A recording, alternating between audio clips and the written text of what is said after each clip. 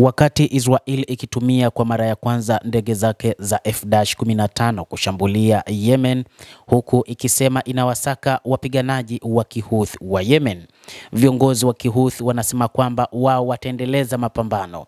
Lakini pia viongozi hao wamesema wao wataonyesha mfano kwa nchi za Kiislamu namna ya kupambana na Israel, hasa utawala wa Benjamin Netanyahu ambao umeamua kuwaumiza watu wa ukanda wa Gaza.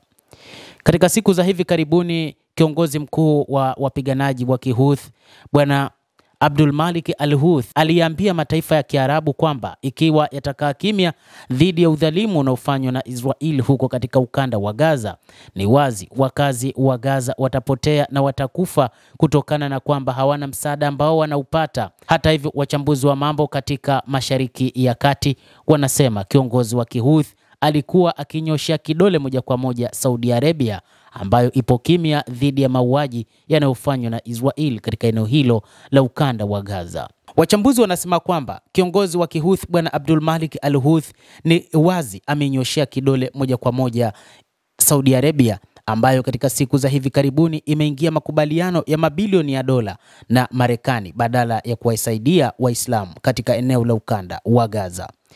Wachambuzi wanasema zaidi kwamba ikiwa nchi za Kiarabu zingeungana na kushikamana dhidi ya mapambano na wapiganaji wa IDF, jeshi la Israel, ni wazi mtafaruku huu usingeweza kufika mbali, na pengine vita hivi hata visingeua maelfu ya watu, ambapo hadi sasa zaidi ya watu 50,000 katika eneo la ukanda wa Gaza tayari wameshauawa.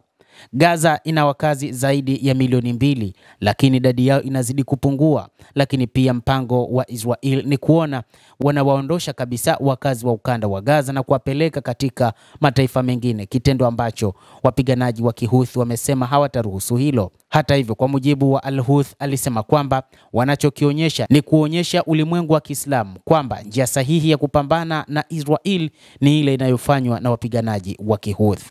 Al-Houthi anasema kwamba moja kati ya changamoto za nchi hizo ni kwamba zimetengenezwa uadui dhidi ya Wapalestina wa ukanda wa Gaza.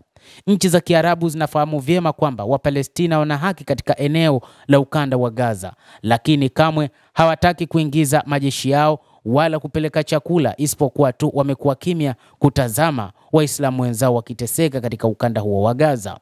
Hata hivyo, kwa mujibu wa wachambuzi wa mambo, anadai kwamba moja kati ya jambo kubwa ambalo liliwahi kufanywa na Marekani kwa miaka mingi ni kutengeneza viongozi vibaraka ambao kamwe wasingejali nini Waislamu wanataka katika maeneo yote ulimwenguni, na ndicho ambacho kinaikuta Gaza, kwamba hakuna mshikamano miongoni mwa nchi za Kiarabu katika mapambano dhidi ya ukatili unaofanywa na Benjamin Netanyahu. Wachambuzi wanaenda mbali zaidi kusema kwamba ikiwa Umoja wa Mataifa kupitia katibu mkuu wake Antonio Guterres analaani kile kinachofanywa na Israel kwenye ukanda huo wa Gaza, lakini mataifa mengi ya Kiarabu na ya Kiislamu yamekuwa kimya yakitazama namna ambavyo watu wanateseka katika eneo hilo la ukanda wa Gaza. Kimsingi watu wa Gaza wanateseka kwa kiu na njaa, lakini pia wanauawa kwa makombora na kila namna ya silaha zinazotumiwa na Israel. Israel hata hivyo imeapa kusema kwamba lazima waliangamize kabisa kundi la wapiganaji la Hamas ambalo kwa muda mrefu wamepambana nalo, haswa katika kipindi cha kuanzia mwaka 2023.